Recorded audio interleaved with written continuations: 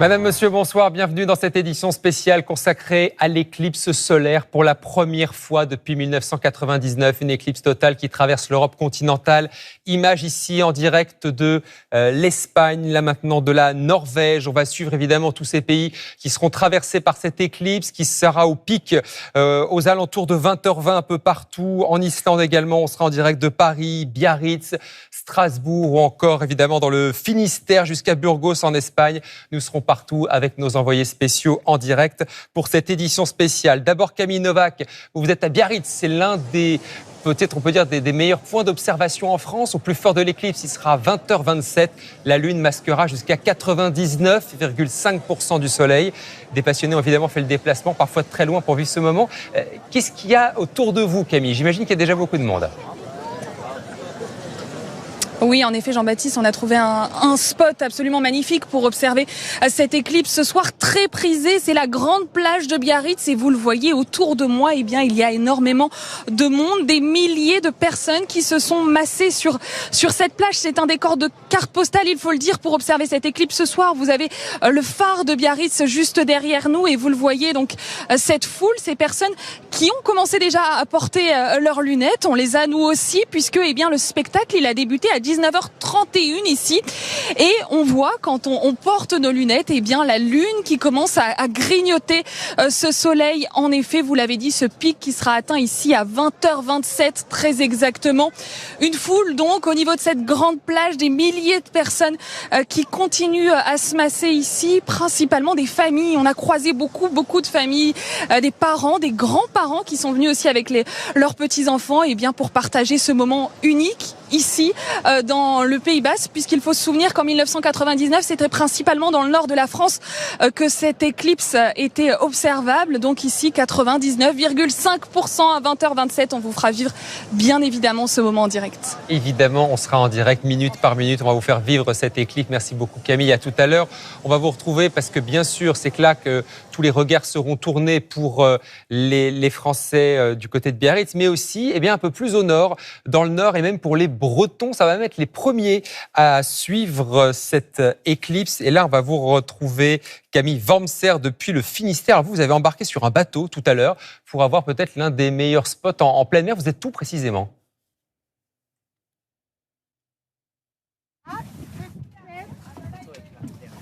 Camille Wormser en direct. Oui, nous sommes à l'ouest de l'île de Bas et nous ne sommes pas seuls sur l'eau. Là, nous sommes actuellement dans un bateau avec des adhérents du centre nautique. Mais regardez, derrière moi, il y a des catamarans qui arrivent. Il y a également des kayakistes que nous attendons et un voilier de plus de 10 mètres. Alors, ce ne sont pas forcément des passionnés d'astronomie qui sont ici, mais plutôt des curieux qui sont venus découvrir cette éclipse grandiose de la mer. Elle a démarré il y a à peu près 20 minutes ici et les conditions sont absolument parfaites. Peu de nuages, peu de vent. Tout est réuni pour passer cette éclipse dans l'eau, au bord de mer, avec une éclipse incroyable. Camille Wormser avec Mathieu Baudouin pour les images depuis le large de Roscoff. Donc depuis ce bateau, on continuera évidemment de suivre. Là aussi, ce sera un point de vue intéressant. Camille évoquait la météo. Justement, Sébastien Thomas, vous êtes notre expert météo-climat et vous allez m'accompagner tout au long de cette soirée. Vous avez un ordinateur évidemment et des logiciels pour suivre en direct la météo et voir justement s'il y aura des nuages. Ça, c'est toute la question. On s'attend à quoi, justement? Le ciel sera-t-il dégagé? Le ciel, il est très dégagé. On l'a subi, cette canicule. Ça a au moins un avantage, entre guillemets, cette situation anticyclonique. Regardez, c'est qu'il n'y a quasiment pas de nuages au moment où nous parlons, à la fois sur la France hexagonale, mais également sur l'Espagne. Alors, je dis quasiment parce que vous remarquez que dans le nord de l'Espagne, là, en plus, ils sont pile dans la bande de totalité. Donc, j'espère pour eux que ça va bien se passer. On suivra ça. Côté des Français des Pyrénées, à peine quelques cumulus dans le ciel, donc rien pour entraver l'observation qui va se faire en décalage. Alors, ça va commencer par le nord. Là, vous avez les horaires et le pourcentage d'obscurité que l'on verra. C'est ça, et c'est les horaires au pic. Donc à 20h14 à Lille, on sera à 90,4% d'occultation. Et du côté du Pays Basque, ce sera 20h26, 20h27. Selon l'endroit où vous êtes, la question c'est 1, de se protéger, et puis 2, de vraiment regarder plein ouest, parce que c'est la particularité de cette éclipse, c'est au coucher du soleil. Effectivement, c'est en fin de journée, c'est donc en direction de l'ouest qu'il faudra regarder et on suivra ça évidemment là avec vous. On voit en tout cas que sur la bande de totalité, comme on dit, notamment Burgos, ça a l'air dégagé. Pas trop de nuages, donc on devrait avoir de belles images. Avec moi sur ce plateau pour vous faire vivre ce moment incroyable, deux grands spécialistes. Françoise Combe, bonsoir. Bonsoir. Merci d'être avec nous. Vous êtes astrophysicienne, titulaire de la chaire Galaxie et Cosmos au Collège de France. Et vous connaissez évidemment parfaitement ce phénomène qu'on va décrire avec vous. Et puis Alain Sirou, merci d'être avec nous. Bonsoir. Bonsoir. Vous êtes directeur de la rédaction du magazine Ciel et Espace. D'abord, en quelques mots, l'un et l'autre, pourquoi on va vivre un moment exceptionnel ? Parce que nous sommes les habitants de la Terre et que nous allons, en tant qu'habitants de la Terre, regarder un satellite qui s'appelle la Lune passer devant le Soleil avec un petit miracle qui est que ça cache complètement le Soleil quand on est vraiment dans la bande de totalité. Et ça, il n'y a nulle part dans le système solaire où on connaît ça. Et c'est quelque chose qui est un événement prévu par les astronomes depuis longtemps, évidemment, mais c'est pas ça. Il y a plus que ça. C'est-à-dire qu'on est fasciné à la fois par le moment. Ça a démarré à l'heure, ça surprend personne chez nous, mais il y a quelque chose qui est très bizarre, c'est que ce soleil, on a l'habitude de le voir au-dessus de nos têtes, et là, tout d'un coup, il perd de la lumière, il perd de la chaleur, il est déficient.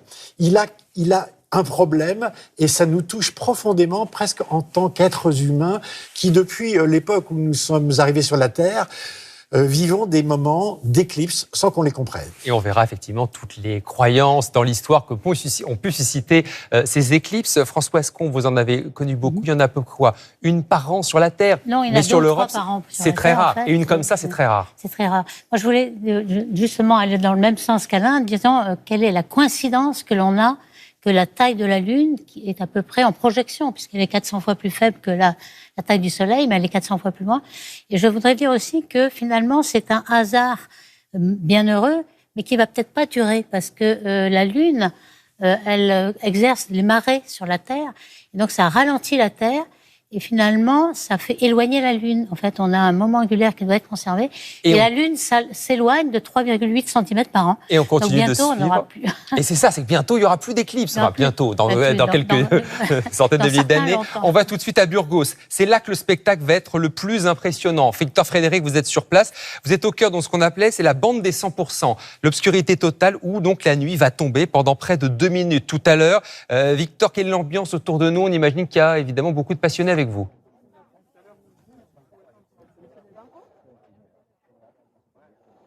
Oui, vous en doutez, ici, l'ambiance est excellente et je suis pas seul. Je suis entouré de plusieurs centaines de chasseurs d'éclipses. Ils sont venus ici parce que ce sont les conditions les plus optimales pour profiter du moment. Vous l'avez dit, l'éclipse sera totale à partir de 20h28 et pendant 1 minute 48. C'est un moment qui s'annonce magique pour tous les passionnés. Comme vous, Julien, vous êtes un passionné d'astronomie.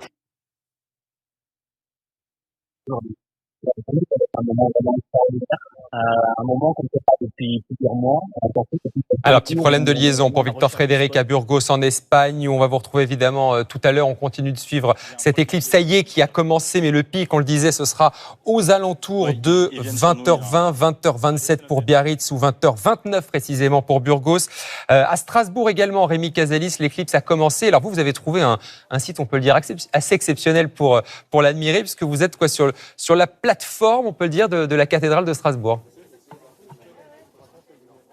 Exactement, pour cet événement exceptionnel, vue exceptionnelle. Ici, nous sommes perchés à 70 mètres de haut sur la plateforme de la cathédrale de Strasbourg. Et vous le devinez forcément, les toits de Strasbourg, ces monuments, avec cette position sur ce soleil, observer ce spectacle, eh bien, nous sommes avec une 60aine de personnes de pouvoir pour observer ce moment d'histoire. Vous le voyez peut-être derrière moi, les regards sont tous rivés vers cette éclipse de Strasbourg.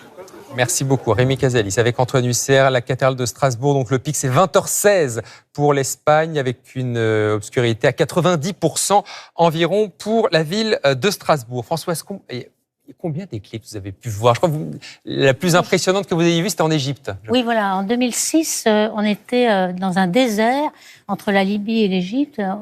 En fait, il y avait énormément de personnes qui sont venues pour une journée dans le désert. Donc, on est arrivé avec des bus, un certain nombre, une grande colonne de bus. Et puis, dans une journée, il y a eu 2000 personnes. Et c'était ça qui était fantastique. En fait, on pouvait aller d'une tente à l'autre. Et ensuite, on a vraiment partagé et comparé nos photos. Il y avait des télescopes, on voyait bien les protubérances qu'il y a autour de la Lune qui obscurcit totalement au niveau total. Donc, vous avez des petites turbulences un peu roses qui dépassent. C'est très, très joli. Après ça, il faut le voir avec un télescope. Il est presque 20h. Soyez les bienvenus si vous nous rejoignez sur France 2 pour cette édition spéciale. Bonsoir à tous si vous nous rejoignez. La France qui s'apprête donc à vivre le moment le plus spectaculaire de cette éclipse.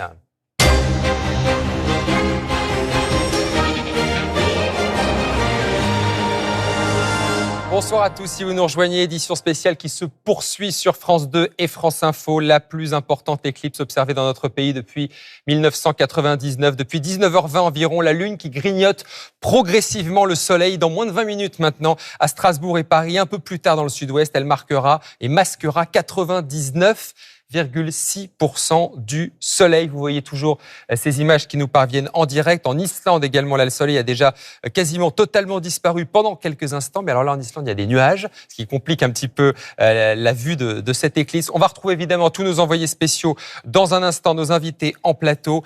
Mais d'abord, faisons un point sur les toutes premières images et les premières réactions recueillies par nos équipes mobilisées sur le terrain. C'est avec Laetitia Legendre. En Norvège, un soleil déjà bien grignoté. Et en France, la pénombre qui s'installe, le vertige avant le grand frisson. Ambiance crépusculaire d'une éclipse solaire où les passionnés, durant de précieuses minutes, vont regarder tout à l'heure dans la même direction. Près de l'île de Bas, dans le Finistère, c'est en mer que le club nautique compte observer l'éclipse et ses reflets. Voiliers, catamarans et même kayak, tous les moyens sont bons pour trouver un site d'exception. On est tous un peu surexcités, on a hâte de voir cette éclipse, on est privilégiés, on est face à l'immensité de la mer. Comme on peut voir autour, des conditions vraiment top, l'eau, la mer calme, donc ça va être super, on a du vent comme il faut, forcément le soleil et de la chaleur aujourd'hui, mais pas trop, vu qu'on est en Bretagne, il y a pile ce qu'il faut.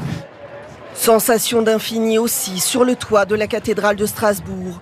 330 marches à monter pour la soixantaine de privilégiés avant de pouvoir profiter du soleil rouge qui va devenir peu à peu un astre noir. Un privilège et une chance inouïe que j'aurais peut-être plus jamais dans ma vie. Donc on profite. On profite. Ça se mérite, mais la vue elle en vaut la peine, donc on a hâte d'y être. Nuit magique, en plein jour aussi, sur cette plage de Biarritz, bondée pour l'occasion. Des planètes alignées, avec une météo parfaite et sur le nez, de précieuses lunettes. Ma mère a vu l'éclipse en 99, elle m'a dit de venir ici parce qu'elle avait été là pour la voir. Donc voilà, je suis ses conseils. Et vous avez trouvé des lunettes Et oui, on a trouvé des lunettes hier à 23h30. Pour l'instant, on voit juste un rond jaune. Un rond jaune, voilà. Donc on attend patiemment. Spectaculaire et éphémère corps à corps céleste. Ce soir en France, le soleil se couchera 2 fois. Et on va retrouver Camille Novak sur la plage de Biarritz, l'un des meilleurs points d'observation en France, je le disais. 20h27, la Lune qui masquera 99,6% du soleil, Camille. Et en cette période estivale, évidemment, il y a plein de familles et de passionnés qui sont avec vous sur le front de mer pour vivre ce spectacle. Oui, en effet, énormément de monde, Jean-Baptiste, qui s'est massé ici au niveau de cette grande plage de Biarritz. Vous voyez derrière moi cette foule, des milliers de personnes qui sont présentes ici pour observer, en effet, ce soir, cette éclipse. On sent ici, ça y est, la lumière qui commence un petit peu à retomber au fil des minutes. On a nos lunettes à la main. Dès qu'on regarde, en effet, vers le soleil, on les met. On est en compagnie de Valérie et Carmen. Vous n'en ratez pas une miette. Depuis tout à l'heure, on vous voit avec vos lunettes. Dites-nous, qu'est-ce que vous voyez là en ce moment? Eh ben, ça y est, la Lune est en train de croquer le soleil. On a un croissant de soleil, hein, pour une fois. D'habitude, c'est un croissant de lune, mais là, c'est un croissant de soleil. C'est magnifique. C'est une belle expérience à voir, puisque moi, ce sera ma deuxième expérience de voir cette éclipse. Vous vous souvenez d'ailleurs, vous me disiez tout à l'heure, vous vous souvenez très bien de 1999 et d'un moment qui restera dans votre mémoire. Oui, ce qui s'est passé, c'est quand j'étais à Neuilly-sur-Seine, en région parisienne, et les oiseaux ont arrêté de chanter pendant que l'éclipse était en train d'apparaître. Et les oiseaux ont arrêté de chanter, et quand tout est revenu à la normale, les oiseaux se sont remis à chanter. Donc moi, c'est ça qui m'avait étonné, c'est la réaction des oiseaux qui a été perturbée d'avoir une obscurité en plein milieu de journée. Pour eux, ils se sont dit c'est la nuit, il faut qu'on arrête de piailler, quoi. Et voilà. Merci. Voilà, donc... On vous souhaite en tout cas un très beau spectacle, Valérie, et vous voyez cette image exceptionnelle, Jean-Baptiste, tout le monde les yeux rivés en direction de ce soleil qui est grignoté minute par la lune. C'est vrai que c'est une image absolument magnifique à voir ici au niveau de cette grande plage de Biarritz, avec un taux d'obscuration qui est de 99,5%. Ici, on sera très proche de l'éclipse totale, il faut le dire. Et ce sera 20h27, le pic exactement. On le vivra évidemment avec vous, Camille Novak, François Luce, pour les images. Regardez toujours ces images là en direct de cette lune qui grignote petit à petit le soleil. Là, quasiment, voilà, on est un peu plus de 80%. On est à Paris exactement, au fort de Romainville, c'est-à-dire en Seine-Saint-Denis précisément. Paris justement, où là aussi l'ambiance est en train de monter. Regardez d'abord ces deux photos, 1851. Il s'agit de la première photo d'une éclipse totale. C'était à Paris, donc en 1851. Et en 1912, là aussi, éclipse à Paris, avec ces Parisiens qui ont suivi déjà à l'époque cet événement. Ce sera le cas de nouveau ce soir. Claire Vérov, vous êtes, vous, depuis l'Arc de Triomphe, où évidemment, là aussi, de nombreux Parisiens et touristes se sont réunis pour profiter du spectacle. Eh bien oui, comme pour tous les grands événements, les Champs-Élysées sont très animés ce soir. Mais les yeux, vous savez, cette fois ne sont pas levés que vers l'Arc de Triomphe, mais bien vers le spectacle naturel qui se joue derrière. C'est pour ça que des centaines de touristes se réunissent ici avec leurs lunettes. C'est le cas d'une famille belge que nous avons rencontrée. Et pour eux, c'était une évidence que de venir sur la plus belle avenue du monde pour profiter de ce spectacle unique. Alors à voir maintenant si l'obscurité qui est attendue va apporter du calme, du silence sur cette place d'ordinaire si fréquentée. Le maximum de l'obscurité est attendu ici dans une quinzaine de minutes. En effet, à Paris, ce sera 20h17. Merci beaucoup, Claire. On vous retrouve dans un instant. Sébastien Thomas, notre spécialiste météo-climat, qui est également à mes côtés. On continue de suivre ce qui se passe d'un point de vue météo, bien sûr, des nuages. A priori, les conditions sont plutôt très bonnes. Conditions optimales, à part sur les reliefs. Mais il faut vraiment être sur le sommet du Canigou dans les Pyrénées ou sur les Alpes pour manquer. Donc c'est pas le cas de la plupart des Français. Tout va bien. Il y a quasiment pas de nuages sur le ciel de l'Hexagone. Il y en a quelques-uns en Espagne, mais pas du côté de Burgos. Donc les conditions sont réunies pour profiter au maximum. Donc on aura effectivement des images absolument parfaites dans un instant. On va peut-être essayer de rappeler, de vulgariser avec nos invités aussi dans un instant. C'est quoi une éclipse? Une éclipse totale, une éclipse solaire? C'est une coïncidence absolument improbable, Jean-Baptiste, quand on y pense. Et je parle sous votre contrôle, mais la Lune, effectivement, elle est plus petite que le Soleil. Ça, je ne vous apprends rien. Et en fait, on va un peu réviser le théorème de Thalès. Elle est 400 fois plus petite que le Soleil, mais comme elle est 400 fois plus proche vue de la Terre, eh bien, pour nous, Soleil et Lune dans le ciel ont exactement la même taille. Mais quand je dis exactement, c'est que vous mettez la Lune devant le Soleil, et ben vous avez pile le disque masqué. C'est exactement ce qui est en train de se passer au moment où nous parlons. Ça n'est qu'une impression. C'est pas toujours le cas, puisque finalement, en 2028, il y aura une éclipse annulaire. Annulaire quand la Lune est un peu plus loin. La distance de la Lune n'est pas toujours constante. Elle est entre 350 et 400 000 km. Et donc ça va changer quoi Elle ne va pas complètement obscurcir le Soleil. On verra un petit anneau, et c'est ce qu'on appelle éclipse annulaire. Mais en tout cas, effectivement, c'est une illusion que nous allons voir. Parce qu'on disait 400 fois plus petite que le Soleil. Oui, c'est un petit miracle, je dirais naturel. Et on n'aurait pas compris le système solaire si ça s'était pas passé comme ça. Parce que les éclipses ont servi justement à essayer de savoir où on se situait, quelles étaient les distances. Est-ce que la Lune est plus proche ou est-ce que le Soleil est plus lointain? Comment on sait ça? Et en fait, les éclipses ont nécessité de penser le monde qui nous entoure. Et assez rapidement, les Chaldéens, les Babyloniens ont repéré que ça se passait assez souvent. Il y avait un cycle. Ça revenait régulièrement. Ils avaient repéré que tous les 18 ans et 11 jours, eh bien, il y avait un cycle qu'on appelle le Saros qui ramenait les éclipses dans le même ordre. Donc ça, c'est très ancien. Ça date d'il y a 2 000 à 3 000 ans avant Jésus-Christ. Après, la complexité, c'était de savoir où passait l'éclipse. C'est-à-dire que, vous voyez bien là, on dit elle passe en Espagne. Aujourd'hui, on sait précisément à la minute près. Oui, mais c'était pas le cas au 19e siècle, quand Flammarion disait que cette éclipse d'aujourd'hui, elle passerait à Paris. Non, elle n'est pas totale à Paris. Donc on a perfectionné, je dirais, les calculs, et aujourd'hui on est capable de dire très précisément où passe l'ombre de la Lune sur la Terre. Et vous voyez toujours cette image en direct. Là, on est effectivement au fort de Romainville, c'est-à-dire que là, on voit petit à petit, minute par minute, la Lune qui est en train de masquer le Soleil. Le pic pour Paris, par exemple, ce sera 20h17, donc dans moins d'une dizaine de minutes. L'éclipse, ça interroge évidemment, ça intrigue même depuis des millénaires. On entend à chaque fois de très nombreuses idées reçues sur ce phénomène. Est-ce que ça a un impact sur les marées? Est-ce que la température va chuter d'un seul coup? Pourquoi est-ce que c'est si rare? Et on va faire un petit peu le point, le vrai, le faux, sur l'éclipse avec Yoann Rolla et James Durand-Edouard. Pour observer la prochaine éclipse totale en France métropolitaine, nous devrons patienter longtemps, jusqu'en septembre 2081. Alors, pourquoi les éclipses solaires sont-elles si rares? Dans les faits, cet alignement parfait entre le Soleil, la Lune et la Terre se produit 1 à 2 fois par an.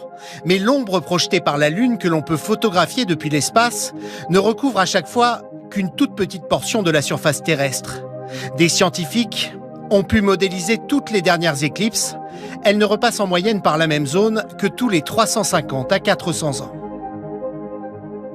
La trajectoire de la Lune est telle que, elle cache le Soleil à des endroits très différents d'une année à l'autre. Pour un être humain donné, à moins d'aller les chercher, il y a des chasseurs d'éclipses, d'avoir l'occasion d'en voir une est effectivement très faible. Une obscurité en plein jour, avec quel impact sur les températures ? En fonction de leur durée et du moment de la journée, la température dans les zones d'éclipse totale peut parfois baisser de plus de 5 degrés. Dans les zones d'éclipse partielle, en revanche, la baisse est beaucoup moins sensible, quelques dixièmes de degrés à peine. Ces éclipses ont-elles aussi une influence sur les marées? Les grandes marées ont lieu à chaque fois que la Lune passe entre la Terre et le Soleil, tous les 28 jours en moyenne. L'éclipse en tant que telle n'aura pas d'effet supplémentaire sur ce phénomène. L'alignement parfait par rapport à l'alignement qui est un peu décalé d'habitude pendant les nouvelles lunes ne change pas grand-chose sur l'effet sur la marée. Il y aura bien après-demain une grande marée partout en France, liée à la nouvelle lune, pas à l'éclipse. C'est donc notamment en Espagne et particulièrement dans la ville de Burgos qu'on va avoir l'obscurité la plus forte, 100%, le pic à 20h29 dans un peu moins de 20 minutes. Victor Frédéric, vous êtes sur place et vous n'êtes pas seul, vous êtes notamment avec un chasseur d'éclipses. Oui, je suis avec Julien, un passionné d'astronomie. Expliquez-nous comment vous vous sentez là à quelques minutes de cette éclipse totale ici à Burgos. Alors, je suis très excité.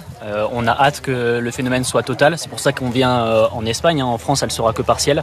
Donc là, encore quelques dizaines de minutes et on va vraiment pouvoir profiter à fond du phénomène et tous les efforts vont être récompensés. Qu'est-ce que ça change une éclipse totale par rapport à une éclipse partielle ? Sans mauvais jeu de mots, c'est un peu le jour et la nuit. Le 99% c'est le jour et le 100% c'est la nuit. Donc là, on a traversé la France et une partie de l'Espagne justement pour venir ici et profiter du phénomène. Eh bien, on va vous laisser retourner à votre poste d'observation pour surtout ne rien manquer de cette éclipse totale qui arrive dans quelques minutes. 20h29 précisément pour là où vous vous trouvez, Victor Frédéric, donc à Burgos en Espagne, le jour et la nuit. Voilà, donc effectivement, elle est partielle à Paris notamment, totale en Espagne où vous vous trouvez. Tiens, Paris, on va vous retrouver, Mohamed Mesrahi, depuis l'ouest parisien au parc André Citroën. Une affluence vraiment très étonnante, énormément de monde autour de vous. Complètement, Jean-Baptiste. Le parc André Citroën qui s'est transformé en un immense observatoire à ciel ouvert. Des milliers de spectateurs, regardez sur ces images de Romain Lima, qui sont présents très tôt, depuis de nombreuses heures. On sent depuis quelques minutes que la lumière a baissé et à mesure que la lune grignote le soleil, l'excitation grandit aussi ici. On a vu beaucoup de familles avec des enfants, des touristes également. Nous sommes avec Enzo qui a 14 ans. Oui. Vous êtes venu avec vos parents, donc c'était important pour vous. Racontez-nous, donc là on n'est pas encore au point culminant qui sera donc dans quelques minutes, mais déjà ce que vous avez vu, c'est très beau, vous me disiez. Oui, c'est très beau, c'est un truc à voir au moins une fois dans sa vie. Voilà, c'est impressionnant. Tu réalises que la prochaine éclipse totale visible, en tout cas ici à Paris, elle sera en 2081, donc il faut profiter du moment présent. Oui, il faut profiter maintenant parce qu'on ne sait pas ce qui peut se passer avant, donc profiter du moment de la chance qu'on a déjà d'en voir une déjà dans notre vie. Merci beaucoup Enzo, on va vous laisser profiter de ce moment précieux. Donc regardez, on va vous laisser sur ces images, Jean-Baptiste, donc les yeux rivés justement sur le ciel parisien pour observer dans quelques minutes donc ce point culminant qu'ils attendent tous avec impatience. Dans 5 minutes, le point culminant à Paris. Alain Sirou, on va voir quand même quelque chose à Paris, même si on n'a que 92%. Oui, et c'est maintenant que ça commence. C'est-à-dire que vos yeux, à Paris, ont commencé à compenser la baisse de lumière naturellement, et on ne sentait pas grand-chose. Et là, pour les minutes qui viennent, donc pour les 5 minutes qui viennent et qui restent avant le maximum, eh bien, on va sentir, mais très rapidement, comme s'il y avait une main invisible qui tournait un bouton et qui éteignait le soleil, parce que c'est un phénomène global. Donc, la lumière devient plus blanche, un peu argentée, il y a un petit vent qui se lève, une fraîcheur sans doute, et là, on va assister à un crépuscule sur la capitale. Et on le voit avec cette lune, ça y est, qui est en train de grignoter petit à petit le soleil. Regardez, il ne reste vraiment qu'un mince filet, grâce à l'observation, évidemment, avec une caméra évidemment très puissante qui permet d'aller voir le soleil de plus près depuis le fort de Romainville en Seine-Saint-Denis. Tout le monde regarde l'éclipse ce soir. Tous les Français, que ce soit à la télévision ou dans la rue, y compris des visages que vous connaissez bien sur France Télévisions. Laurent Delahousse, Julien Bugier qui nous a envoyé une petite carte postale. Bonsoir à tous, je voulais vous faire ce petit coucou en vacances. Là, vous avez ici derrière au fond la dune du Pilat qu'on voit se dessiner. C'est ici qu'on va vivre cette éclipse qui ne sera pas complètement totale, sera plus au sud, à Hendaye, où elle sera notamment au Pays Basque un peu plus complète. Ici, elle sera déjà magnifique, j'en suis sûr. Bonsoir à tous, écoutez, j'étais comme vous, il y a quelques secondes, prêt pour le grand spectacle ici dans le nord de l'Italie pour voir cette éclipse partiel, et puis il y a quelques secondes, tout a changé, tout s'est gâté, le ciel s'est assombri, il y a un terrible orage qui a éclaté, mais je crois que je vais aller devant le téléviseur, je vais aller regarder l'édition spéciale de France 2 avec vous, mon cher Jean-Baptiste. Ben voilà, effectivement, il faut avoir de bonnes conditions. Donc en Italie, c'est pas le cas. Désolé, Julien. Il faudra regarder France 2. Mais sinon, on le disait, effectivement, Sébastien, ça va être parfait. Et c'est parfait, notamment là, sur ces images en direct. Regardez ce que vous avez à gauche. C'est l'hélicoptère de France Télévisions avec des images en direct, notamment aux côtés de cette dune du Pilat, où on a vu avec Laurent, il y a beaucoup de monde effectivement amassé, parce que là, le spectacle va être assez extraordinaire dans quelques minutes, même si l'éclipse n'est pas totale. Là, voilà, ils sont face à l'océan, le ciel est dégagé. J'imagine, Françoise Combe, qu'ils vont ressortir vraiment quelque chose de très fort. Oui, toujours, parce qu'en fait, il y a aussi toutes les réactions de la faune et de la flore. En fait, même quand on regarde les fleurs qui sont censées se fermer pour la nuit, elles vont commencer. Et ça, vous allez le voir, on peut le sentir. Pour les totales surtout. Oui. Mais je pense, l'Académie des sciences organise au château d'Abadia, qui est vraiment à 99,7%, c'est encore mieux, c'est le record, parce que c'est à la frontière espagnole. Et donc, il y a des centaines de personnes qui s'y massent et pourront voir peut-être que la faune, c'est-à-dire tous les petits animaux, pensent que c'est la nuit et puis commencent à rentrer dans leur terrier. On y reviendra évidemment aux animaux, parce que là aussi, il y a évidemment une réaction parfois très étonnante. Image à gauche, effectivement, de Paris. Vous voyez tout le monde qui a les yeux rivés sur le soleil, qui est en train de tomber petit à petit dans l'obscurité. Paris, le pic, c'est à 20h17 dans quelques minutes. Vous vous souvenez probablement de la dernière en France, la totale, 1999, le 11 août précisément, en fin de matinée. Où étiez-vous ce jour-là? Tout le monde a en mémoire un petit peu cette journée-là. On s'est arrêté à quelques kilomètres de Reims, où c'était le point le plus important de l'éclipse. Tout s'est assombri d'un seul coup, les bruits ont chuté. On a vu un silence lourd qui pesait sur nous, et après des oiseaux qui volaient, mais à ras les pâtures et à ras le sol. C'était assez étonnant. Je me souviens des enfants qui attendaient avec impatience ce moment, et puis attention, ça arrive. Et honnêtement, je me souviens plus de l'heure, du moment et tout ça, mais de l'instant de les voir eux et de émerveillés. Voilà, c'est ça. Eh bien, j'étais avec des amis en Irlande, et en fait, on s'était mis sur une colline, on était à côté de Kinsale. En fait, il faisait super gris, on n'a rien vu, c'était trop bouché en fait. Je me souviens vraiment très bien parce que j'étais à Bergen, en Norvège, à côté de Bergen, plutôt sur une petite île. On était sur la terrasse de mes parents, en regardant donc le ciel, on attendait tous avec nos lunettes pour protéger les yeux et tout. On attendait un appel de la clinique, ma sœur qui est en train d'accoucher pour savoir fille ou garçon. Elle a eu son fils cette nuit-là et le lendemain, il était dans tous les journaux. C'était le bébé de l'éclipse Bergen à Norvège. C'était l'éclipse de 99. Et là, regardez, c'est celle de 2026 en direct. On est à Paris sur cette image. Donc le pic, c'est maintenant 20h17, 92% d'obscurité. C'est déjà un spectacle absolument formidable. Et encore une fois, elle n'est pas la totale. Totale, ce sera tout à l'heure, 20h29 pour l'Espagne. Vous vous souvenez tous les deux, j'imagine, de 99, cette éclipse du 11 août. Oui. Vous étiez où? Moi, j'étais à Paris aussi. Ouais. Et en effet, on l'avait vous avez ressenti, vous qui connaissez si bien pourtant les... L'avantage aussi d'un éclipse, c'est qu'on voit la couronne du Soleil. En fait, on ne s'imagine pas, lorsqu'on regarde le Soleil, qui est juste une boule de gaz bien chaud, que finalement, il s'éloigne, il y a une densité assez grande de particules chargées qui s'éloigne jusqu'à 14 rayons solaires. Donc le Soleil est beaucoup plus grand que prévu. Donc quand on a la totale, on voit des grandes lames, des langues qui s'éloignent, et puis c'est ça qui presque des éruptions solaires. Pas tout à fait des éruptions, il y a du vent solaire. Après, il y a des éruptions, hein, mais c'est plus rare. Mais là, en continu, on a des langues de particules chargées qui sont blanches parce qu'elles rayonnent en UV et en rayons X. Qui ne sont visibles que lors des éclipses. Voilà, exactement. Total. Et c'est pour ça que les scientifiques autrefois, maintenant on va voir que ce n'est plus le cas, mais les scientifiques autrefois regardaient toutes les éclipses possibles pour essayer d'étudier cette couronne solaire. Et qu'est-ce qui vous avait marqué, vous, le plus en voyant ces éclipses, Alain Sirot? La baisse de lumière et le froid et tout d'un coup, cette communion énorme. Parce que tout le monde s'embrasse à la fin. C'est ça qui est absolument magique, c'est que c'est pas rationnel. Alors, c'est paradoxal, c'est un événement qu'on est capable de prévoir, on le décrit précisément avec des termes... Mais quand on le vit, ça reste quelque chose d'unique. Vous n'êtes pas habitué à voir ça. Non, et regardez, tous les gens qui en parlent se souviennent parfaitement où ils étaient parce que ça marque la vie. Et on a encore une fois sous-estimé l'importance pour la plupart des Français d'aller voir un spectacle naturel, gratuit, partageable, en famille, avec justement cette émotion extraordinaire de se dire que nous habitons sur une planète qui est fragile et encore une fois, ces spectacles-là nous montrent sa fragilité parce qu'on a l'impression que ça ne reviendra pas. Et ça, c'est incroyable. 20h19. Là, ça y est, ça veut dire qu'on a passé le pic à Paris et donc en région parisienne sur cette image, là, ici au fort de Romainville. Et donc, là, on va voir, malgré l'heure tardive évidemment de la journée, le jour revenir. Légèrement. C'est crépusculaire. On va avoir 2 crépuscules dans la même soirée. Et là, vous avez remarqué, le soleil est très bas. C'est-à-dire qu'il va continuer à descendre sur l'horizon et en fonction de l'endroit où vous êtes, vous pourrez peut-être avoir dans certains endroits ce qu'on appelle les cornes du diable. C'est-à-dire en fait le soleil qui descend sous l'horizon éclipsé encore un peu avec justement ces bords de croissants qui sortent de l'horizon. Et ça, c'est absolument incroyable. C'est-à-dire que vous avez des premiers plans et vous avez ce côté de disparition et de réapparition de la lumière. Donc ça, c'est du jamais vu en France depuis fort longtemps. Et c'est vrai qu'aujourd'hui, eh bien, je dirais, c'est comme une communion en quelque sorte avec le ciel. Et regardez, même ce que ça donne 92%.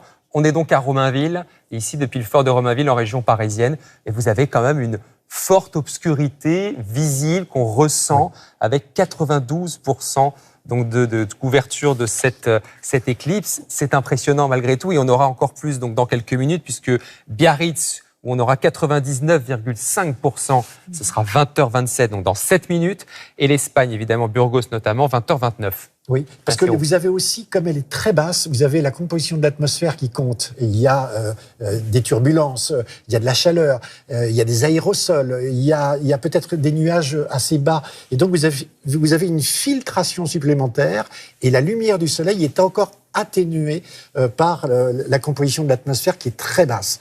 Donc cette demi-obscurité, ce crépuscule et d'éclipse est quelque chose de tout à fait unique et extraordinaire. Ce n'est plus un mystère pour la science, et pour vous, j'imagine, évidemment, Françoise Combe notamment, et malgré tout, ça fascine, y compris les grands scientifiques que vous êtes et l'astrophysicienne que vous êtes. Oui, parce qu'en fait, en effet, c'est assez unique, hein. On le voit pas tous les jours, donc on a envie de voir un petit peu plus de la couronne, etc. Mais je pense qu'en effet, ça va pas revenir. Ou alors, il faut voyager beaucoup si on veut le voir chaque année. On en parlera effectivement tout à l'heure. Il y a peut-être la plus grande, vous disiez l'éclipse du siècle. C'est en Égypte. C'est l'an prochain, le 4 août. Alors là, elle sera toujours en Espagne, sud de l'Espagne. Elle va traverser Maroc, Algérie, Tunisie, Libye, Égypte, Arabie Saoudite. Mais on dit qu'elle sera particulière parce qu'elle va durer beaucoup plus longtemps. Là, cette éclipse, cette année, c'est environ 2 minutes, un peu moins en fonction des endroits. Et l'an prochain, ce sera plus de 6 minutes de totalité sur des villes comme Luxor ou sur la Mecque. Là, pour l'instant, on est à Romainville, en région parisienne, où on est donc à 92% du soleil qui est obstrué par la Lune. Et voilà, là, on va passer le pic. Et donc, c'est-à-dire que là, dans les minutes qui viennent, on va voir le soleil regrappiller un peu du terrain sur la Lune, légèrement. Remonter légèrement, mais c'est avec des températures. Mais il y a une inertie aussi des températures. Donc, on est vraiment dans une période caniculaire et on va le sentir, mais pas autant. Mais c'est très subtil, il faut être très attentif. Mohamed Mezrahi, justement, depuis Paris. Mohamed, comment ça se passe autour de vous ? Alors c'est un spectacle, en tout cas, si l'on en croit les cris qu'on a pu entendre, les applaudissements, Axel va nous le confirmer. Ce que vous avez vu, la première partie, comme vous me le disiez à l'instant, c'était assez spectaculaire ? Tout à fait. Alors, ce qui était spectaculaire, c'était surtout la place qui était noire de monde pour un habitant du quartier. Après, moi j'ai trouvé finalement qu'on s'attendait peut-être à un spectacle un peu plus grandiose, mais non, c'était quand même assez beau. Ça reste une éclipse partielle et non totale. 80, oui, c'est ça. Et apparemment, un pourcentage fait beaucoup de différence, j'ai entendu. Donc, mais c'était quand même beau à voir et beau à vivre. Tout à fait, bien sûr. C'était un beau moment de partage, les applaudissements, ce serait cru en fan zone, donc moi j'adore. C'est ça, il y a comme un air de fan zone complètement. lors des événements sportifs. Mais c'était cool. Merci beaucoup, en tout cas, Axel. Ils sont nombreux, Jean-Baptiste comme Axel, à avoir voulu partager ce moment suspendu. On le rappelle, c'était à 20h17, le point culminant ici. On a entendu avec Romain Lima qui m'accompagne à la caméra de nombreux cris de joie, des applaudissements et donc ce moment historique que l'on a pu vivre ici au parc André Citroën qui s'est transformé en un immense observatoire géant. On comprend bien les différences entre 92%, donc une éclipse partielle, le ressenti évidemment, et 100%, ce qu'on va voir en Espagne dans quelques minutes. Du côté de Biarritz, Camille Novak, là ce sera 99,5, donc beaucoup plus qu'à Paris. C'est dans quelques minutes, le pic 20h27. C'est comme autour de vous, Camille. Image de Biarritz. Oui, en effet, Jean-Baptiste, et on vous propose cette image, en effet, là, en direct de Biarritz. Vous voyez, on est très proche, en effet, de cette éclipse qui va atteindre son pic. Vous l'avez dit, à 20h27, très exactement. On voit ce croissant, qui diminue à vue d'œil, lorsqu'on regarde évidemment cette éclipse avec nos lunettes. Ici, c'est un spectacle qui est magnifique puisque cette lumière, elle se reflète dans l'eau, au niveau de l'océan ici qu'on a juste face à nous. Donc, c'est un spectacle merveilleux pour ces milliers de personnes qui sont venues se masser ici au niveau de cette grande plage de Biarritz. Et à vue d'œil, on a cette lumière qui diminue minute par minute, une pénombre qui commence à s'installer et autour de nous une atmosphère qui est vraiment très particulière. Jean-Baptiste, un calme de plus en plus présent. On sent que tout le monde autour de nous retient son souffle. On entend le bruit des vagues. Évidemment, ce public venu admirer en masse ce spectacle au niveau de cette grande plage. Tout le monde les yeux rivés en direction de cette éclipse, lunettes sur le nez. C'est vraiment des images qui sont totalement inédites. Il faut se rappeler qu'ici en 1999, lors de la précédente éclipse, le taux d'obscuration il était bien inférieur. Ici, 99,5%, c'est inédit. Dans le Pays Basque, autour de nous, de nombreuses familles qui sont venues. On a croisé des personnes qui se sont déplacées des quatre coins de la France et même ailleurs. On a croisé tout à l'heure un couple de Suisses notamment qui étaient venus pour observer ce spectacle, des personnes qui sont aussi équipées, appareils photo, filtres, pour capturer ce moment qui va donc atteindre son pic ici maintenant dans quelques instants, et cette pénombre qui est de plus en plus présente au niveau de cette grande plage de Biarritz. C'est vraiment une atmosphère très très particulière, Jean-Baptiste, qu'on est en train de vivre en ce moment, même un moment vraiment unique, suspendu. Et vous entendez peut-être, ça y est, les applaudissements autour de nous. Voilà l'éclipse qui va atteindre son pic. Donc, ce moment d'applaudissements autour de nous. Camille Novak avec François Luce. On est donc à 99,5%. Ça y est, le pic qui est quasiment atteint à Biarritz, dans les Pyrénées-Atlantiques. On voit vraiment, là, sur cette image, il ne reste Vraiment pas grand-chose du soleil. Ouais, il reste très peu de choses. Et le soleil est très bas, il est à 7 degrés au-dessus de l'horizon. Je vous rappelle que 1%, c'est à peu près l'équivalent en luminosité de 1000 pleines lunes. Donc vous voyez, c'est quand même quelque chose qui reste encore une pénombre. Mais ce tout petit morceau de petit croissant de soleil, c'est un petit miracle aussi. Hein. C'est-à-dire que vous voyez que ça frôle de très peu et que vous êtes presque dans la totalité. Donc d'où l'importance de regarder et de prévoir les éclipses. Et on va aller à Burgos, justement, 100%. Là, l'éclipse est totale en Espagne, le pic dans 2 minutes. Et on va regarder l'image tout de suite qui nous parvient effectivement de Burgos, en Espagne, où là, regardez à droite, notre reporter, Victor. Vous êtes dans le noir, là, Victor.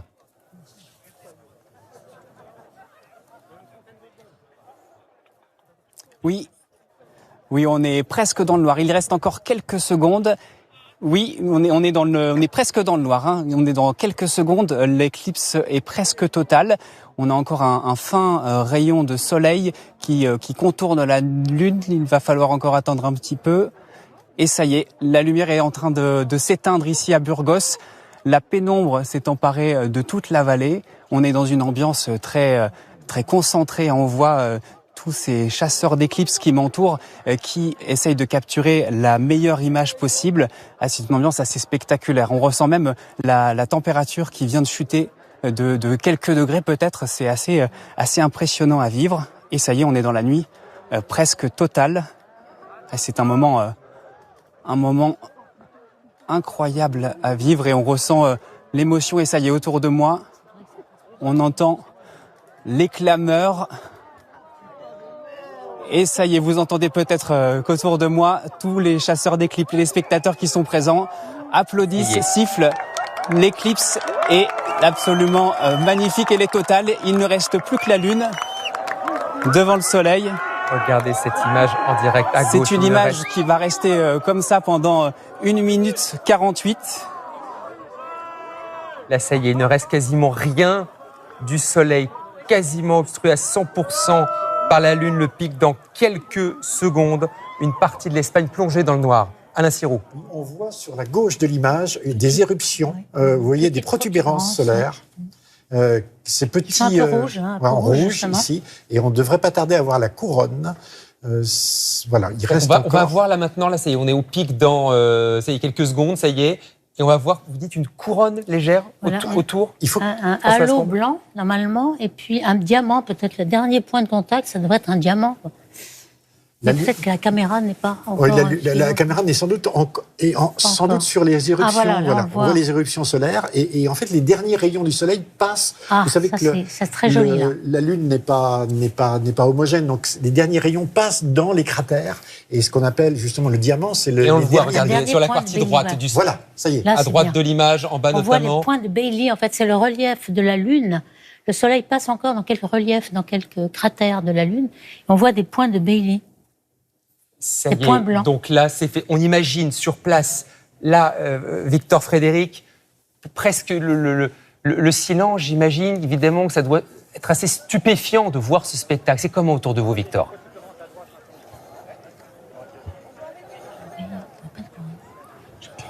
Alors c'est effectivement assez calme. Il y a eu de la clameur au moment de l'éclipse totale. Et puis là, le soleil est en train de repointer son nez. La lune laisse apparaître un rayon de soleil. Et ça y est, c'est à nouveau la fête qui repart. Il y a des applaudissements, des clameurs. Cette éclipse totale ici à Burgos, elle a duré 1 minute 48.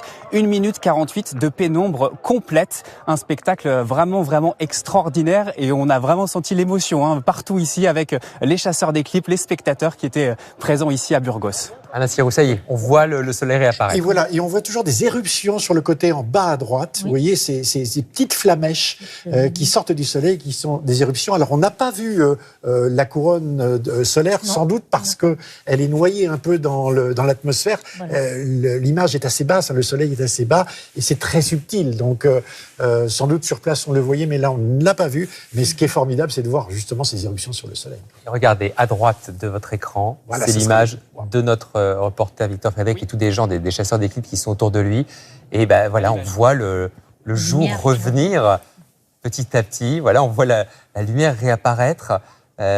Sentiment très Très étonnant, j'imagine, Victor, pour vous, de voir comme ça le nouveau lever de soleil à 20h30.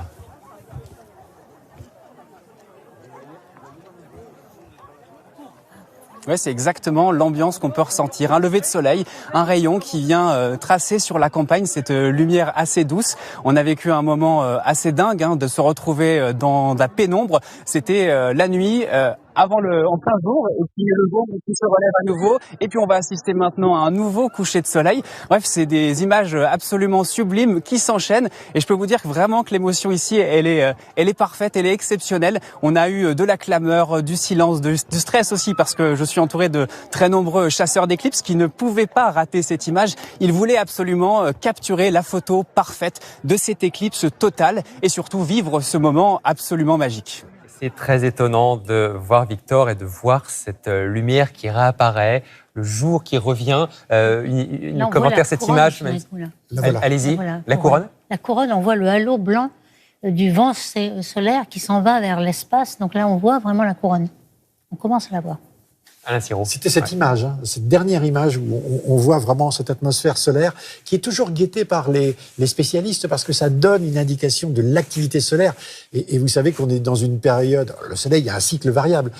Tous les 11 ans, il est plus ou moins actif. Et là, on sait qu'on est actuellement dans une période très agitée sur le soleil, avec des éruptions, des taches. On a des aurores polaires qui sont arrivées assez récemment. Et là, on voit justement, tout le monde attendait avec beaucoup d'attention à quoi allait ressembler cette couronne. Et les images que vous montrez montre qu'elle est très active. Effectivement. Autre site assez exceptionnel, bien sûr, c'est quand on prend large, évidemment, quand on est au milieu de la mer. Camille Wormser, avec Mathieu Baudoin, vous êtes au large de Roscoff. Vous, le pic, c'était à 20h19. J'imagine que le spectacle a dû être assez incroyable, Camille. Oui, spectacle incroyable et ambiance incroyable aussi. Alors je vous explique, l'intensité lumineuse a réaugmenté depuis quelques minutes maintenant, mais au moment de ce pic vers 20h20, eh bien tout doucement, tout est devenu sombre. Nous sommes à l'ouest de l'île de Bas. On avait de plus en plus de mal à discerner cette île qui se trouve derrière nous. Il a commencé à faire plus frais, mais tous les regards étaient rivés, les regards des adhérents de ce centre nautique de Roscoff avec qui nous sommes étaient rivés vers ce soleil. Et puis surtout, ce qui nous a marqué, c'est ce calme. C'est-à-dire que les gens, pour discuter entre eux, chuchotaient, comme si ce spectacle méritait qu'on s'arrête un petit peu et qu'on fasse silence. On n'entendait plus que le bruit de l'eau et de temps en temps l'émerveillement face à ce spectacle, un spectacle dont n'a pas perdu une miette. Sophie Berder, vous êtes adhérente de cette association nautique, expliquez-nous un peu pourquoi vous avez décidé de le voir en mer, la voir en mer, cette éclipse. Écoutez, je l'avais déjà vu en 99, j'étais en Alsace, donc le cadre était totalement différent. Et là, comme je suis adhérente au club, nous avons organisé une sortie, fait profiter les touristes, tous les adhérents. Et on s'est tous retrouvés ici à côté de l'île de Bas pour profiter de ce spectacle.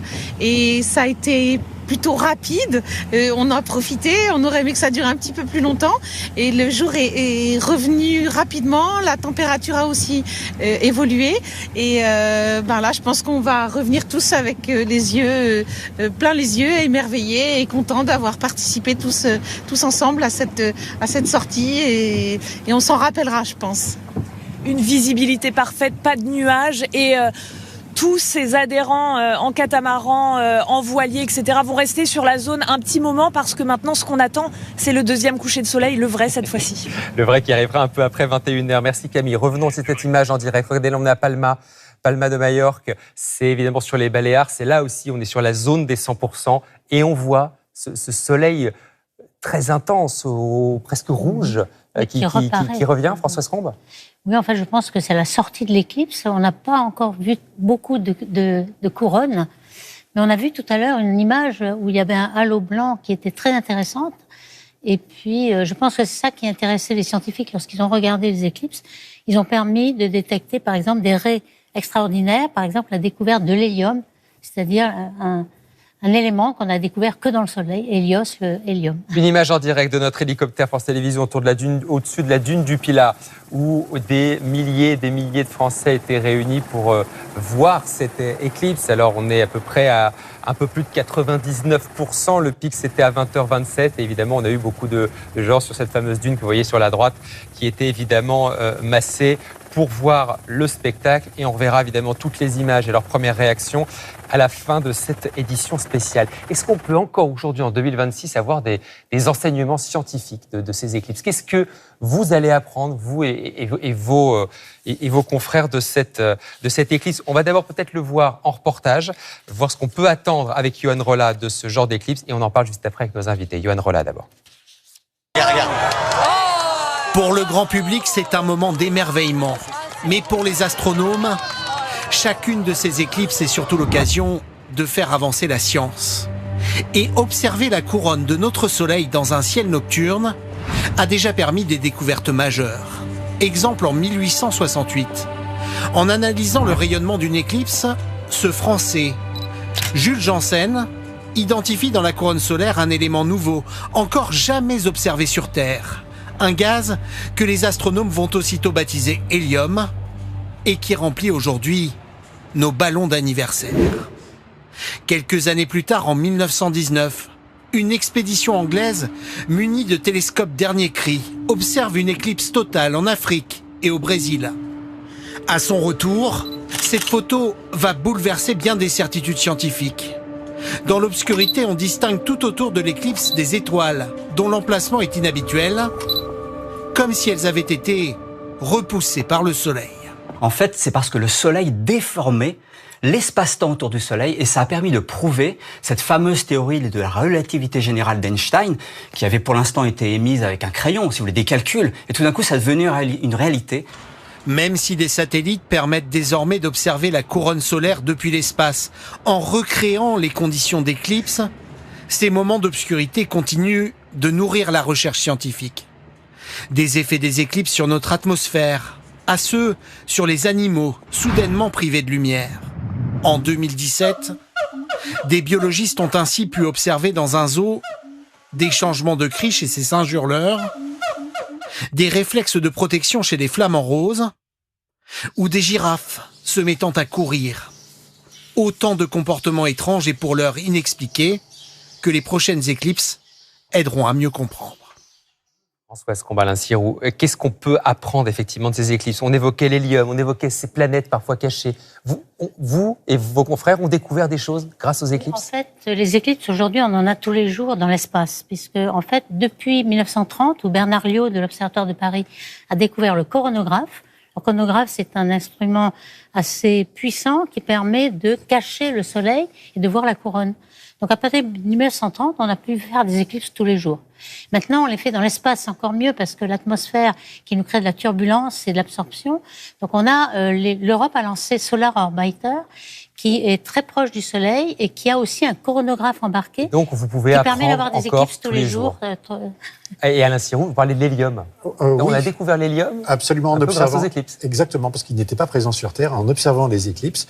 Mais nous sommes, vous le voyez bien, une civilisation solaire. Nous sommes dépendants du Soleil. Sans Soleil, il n'y a pas de vie, il n'y a pas de nature, il n'y a pas de plantes. Et nous sommes d'autant plus une civilisation solaire qu'aujourd'hui, nous avons des satellites qui sont en orbite autour de la Terre, qui transmettent des communications, de la géolocalisation, etc.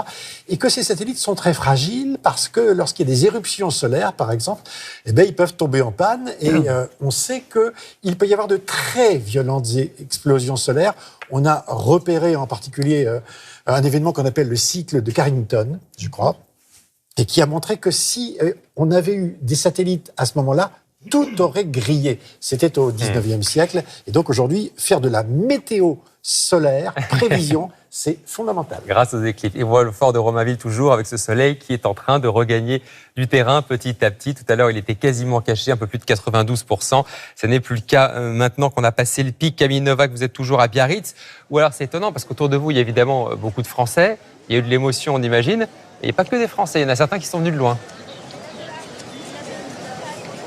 Oui, en effet, Jean-Baptiste, on a croisé un couple qui est venu tout droit de Suisse, spécialement ici à Biarritz pour observer cette éclipse. Viviane et Enes, racontez-nous comment vous avez vécu ce moment à 20h27 exactement où l'éclipse a atteint son pic. Moi, je trouve très touchant que ce soit des gens de tous les âges, origines, milieux sociaux, et on regarde tous la même chose comme des enfants. Et ouais, j'étais assez avec une communion, comme si on était tous des gamins. Un moment unique suspendu avec des applaudissements, on les a vécus en direct, ces applaudissements, Jean-Baptiste, avec vous. C'est vrai que c'était assez particulier cette atmosphère. Ouais, puis nous on est venus exprès depuis Berne, 11 heures de train, on a pris congé, donc ouais, c'est un moment où on est très présent et connecté. Et vous avez fait des photos absolument magnifiques. On va vous montrer, Jean-Baptiste, les photos que vous avez prises, notamment celle-ci qui est vraiment magnifique. On voit cette éclipse avec cet oiseau. C'était un symbole aussi. Vous me disiez, vous avez été marqué notamment par le cri des mouettes. Oui, en fait, on regardait les mouettes et elles ont commencé à voler dans tous les sens et on s'est dit ça les perturbe peut-être. Et puis la photo c'est Enes qui l'a fait, mais c'est vrai que c'est quelque chose de particulier de Biarritz, toutes ces mouettes qui chantent. Moi, je me suis fait chier dessus aussi par une mouette hier. Enfin, c'est cool d'avoir une photo avec cet élément qui est lié à la plage et l'éclipse en même temps. Merci beaucoup pour votre témoignage. Merci à tous les deux. Voilà un moment unique suspendu qu'on a vécu ici. Ça y est, la lumière qui est en train de revenir. On a été plongé dans la pénombre pendant quelques instants avec un moment magnifique qu'on vous a fait vivre en direct, Jean-Baptiste. Et avec les animaux perturbés, effectivement, on l'a vu et vous l'avez témoigné, effectivement, Camille, avec votre invité. On l'évoquait tout à l'heure. C'est vrai que là aussi, ce changement, ce soleil qui est caché pendant la journée, ça perturbe aussi la faune, la flore. Alors, les éclipses, on parlait des enseignements scientifiques, ils sont très nombreux. Il y a aussi plein de choses qui ont été inspirées par les éclipses, et notamment la culture. Si je vous dis Tintin sauvé du bûcher grâce à une éclipse dans le Temple du Soleil, les galaxies de Star Wars, ou encore Bonnie Tyler et son célèbre Total Eclipse of the Heart, évidemment, le phénomène a fasciné les artistes, nourri notre imaginaire depuis des siècles. Et on va voir avec Alexandre Pérou et Ludovic Lavieille, comment l'éclipse est devenue, on peut le dire, une icône de la culture pop.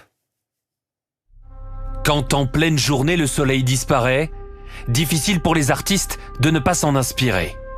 Et éclipse rime souvent avec apocalypse. Dans la saga Star Wars, devant le soleil, pas de lune, mais l'étoile de la mort, qui d'un coup de rayon laser détruit des planètes entières. Oh, it's beautiful. Un soleil masqué, synonyme de jugement dernier chez les Mayas.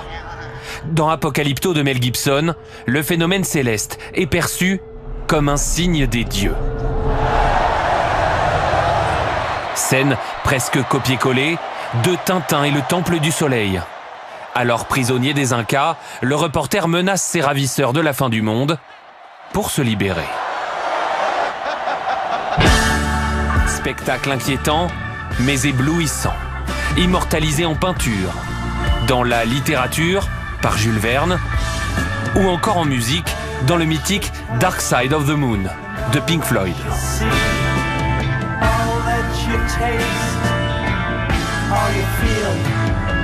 Les artistes sont fascinés par les éclipses parce que ce sont des phénomènes assez rares à l'échelle d'une vie humaine, qu'elles restent entourées de mystères et que ce sont des symboles aussi bien de vie que de mort, de puissance comme de danger. Mais une éclipse n'est-elle pas avant tout une histoire d'amour, celle du rendez-vous habituellement impossible entre deux astres? Le soleil rendez-vous avec la lune, mais la lune n'est pas là et le soleil attend. Soleil et lune, attraction des contraires, thème de l'amour ouf. Et on espère que ce soir, comme dans le film de Gilles Lelouch, vous avez partagé l'éclipse, même par la pensée, avec l'âme sœur. Tu pleures? Non, c'est le soleil de merde là qui me... Mais ce soir, comment ne pas penser à elle? Elle chante divinement bien, Bonnie Tyler. Disparue au début de l'été, la chanteuse galloise a connu son plus grand succès avec cette chanson.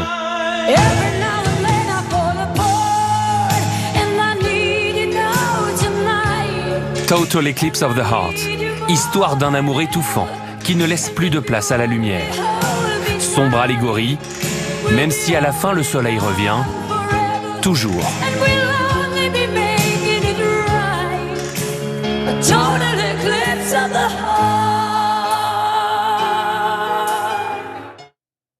La Regretté Bonnie Tyler. C'est vrai que le soleil revient toujours, mais c'est pas ce qu'on a cru pendant des siècles, évidemment, à la CIO. Et il y a eu, évidemment, des civilisations qui voyaient ça comme la fin du monde.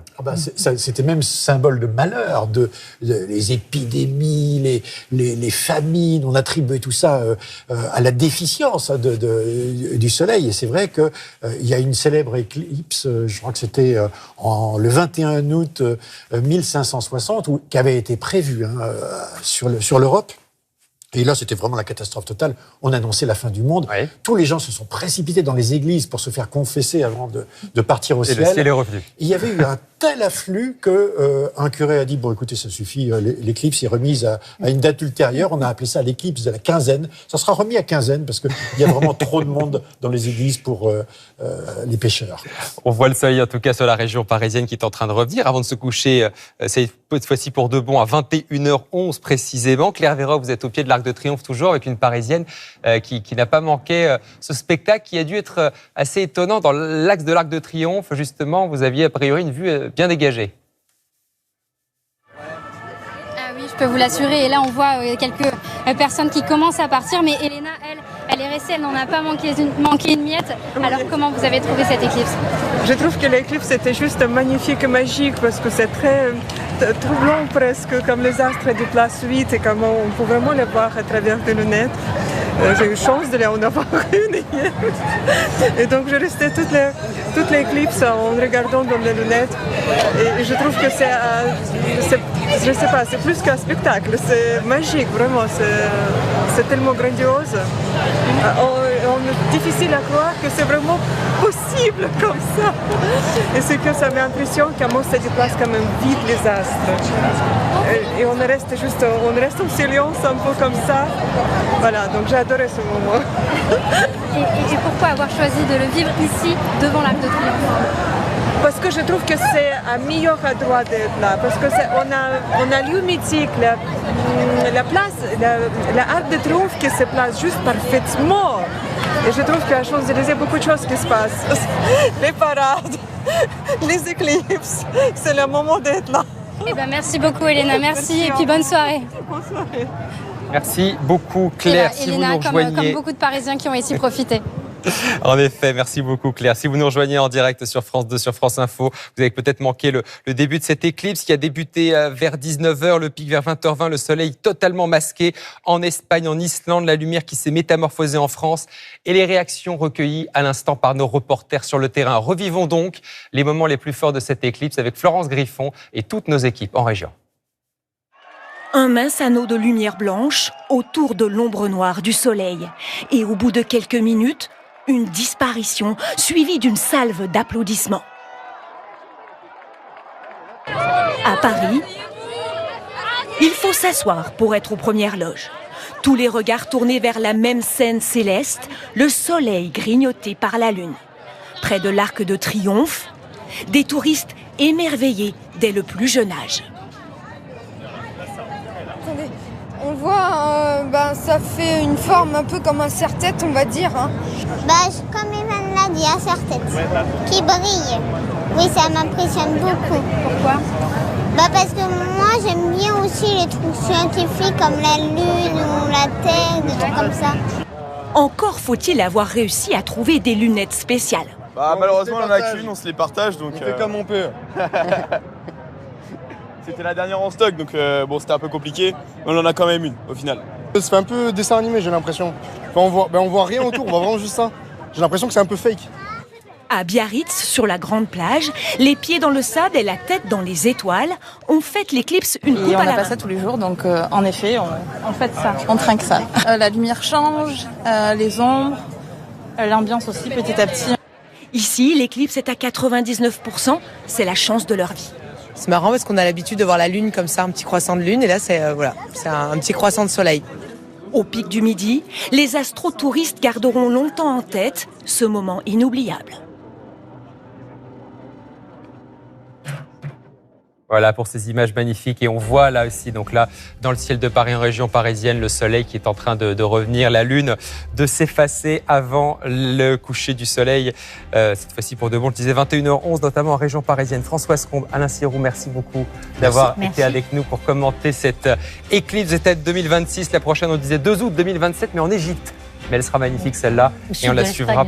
Et le sud de l'Espagne aussi, on la suivra sur France 2. L'édition spéciale continue toute la soirée avec une édition spéciale bien sûr sur France Info, Canal 16. Allez-y, un grand merci à toutes celles et ceux qui ont préparé cette édition spéciale.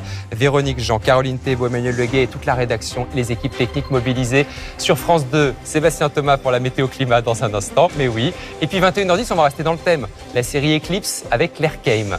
Demain Télématin à 6h30, Louise Bernard, Julien Benedetto à 13h et je vous retrouve à 20h. Merci pour votre fidélité. À demain.